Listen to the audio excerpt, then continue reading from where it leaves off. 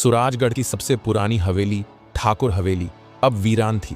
कहते हैं कि इस हवेली में एक जमाने में अनिरुद्ध सिंह और रुक्मिणी का प्रेम बसा करता था। अनिरुद्ध गांव के सबसे अमीर जमींदार का इकलौता बेटा था। शाही अंदाज, लंबी कदकाठी और गहरी आंखों वाला नौजवान।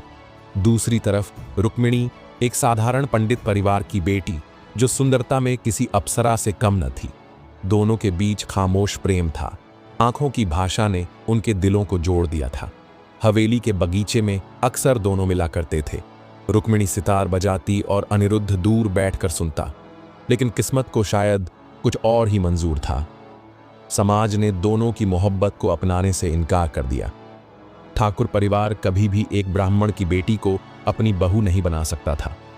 रुक्मिणी की शादी वीरेंद्र सिंह नामक किसी और से तय कर दी गई। रुक्मिणी ने अनिरुद्ध से कहा, अगर जन्मों तक साथ निभाने की कसम सच है तो तुम मुझे जरूर पाओगे, लेकिन कैसे ये मैं नहीं जानती। शादी के बाद रुक्मिणी उस हवेली को छोड़ गई। अनिरुद्ध अंदर से टूट गया। उसने हवेली छोड़ दी और एकांतवास में चला गया। गांव के लोग कहते हैं कि वह पागल हो गया था, लेकिन किसी ने उसे कभी देखा नहीं। सालों बाद रोहित और आर्या, एक युवा कपल, उस हवेली को देखने आए। रोहित एक लेखक था जिसे पुरानी कहानियों में रुचि थी और आर्या उसकी मंगेतर थी। जब वे हवेली में दाखिल हुए तो उन्हें वहां एक बूढ़ा आदमी मिला।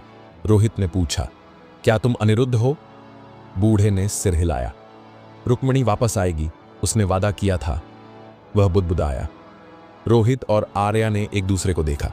क्या यह प्रेम का इंतजार था या कोई अधूरी सच्चाई? आर्या ने कहा, अगर रुक्मिणी ने वादा किया था तो वो आई क्यों नहीं?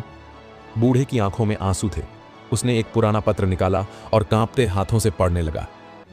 अनिरुद्ध, मैं आ नहीं सकती क्योंकि मैं इस दुनिया में नहीं हूं। जिस दिन मेरी डोली गई थी उसी रात मेरा सुहाग उजड़ गया। वीरेंद्र सिंह ने मुझे स्वीकारा ही नहीं।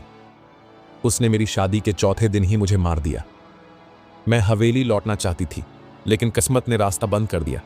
लेकिन मैंने वादा किया था ना कि मैं लौटूंगी तो मैं लौटूंगी। हवेली में अचानक एक सर्द हवा चली। रोहित और आर्या के चेहरे पर डर था। आर्या ने कांपते हुए पूछा, तो रुक्मिणी कहाँ है? बूढ़े आदमी ने खामोश हवा की तरफ देखा।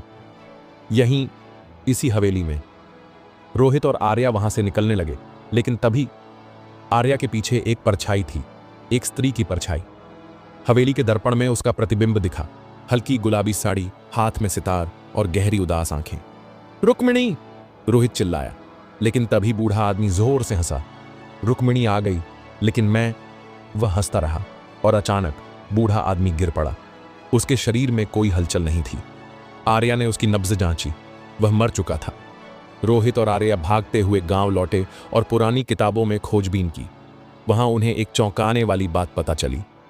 अनिरुद्ध तो 20 साल पहले ही मर चुका था। तो फिर हवेली में वह बूढ़ा कौन था? गांव वालों ने बताया कि अनिरुद्ध की आत्मा ने हवेली में रहकर रुक्मिणी का इंतजार किया था। उसकी आत्मा तब तक बंधी रही जब तक रुक्मिणी वापस नहीं आई, और जब रुक्मिणी की आत्मा आई तब अनिरुद्ध मुक्त हो गया। सच्चा प्रेम देह से परे होता है। यह समय, समाज और परिस्थितियों की सीमाओं से मुक्त होता है। अनिरुद्ध और रुक्मिणी का प्रेम खामोश था, लेकिन वह अमर था।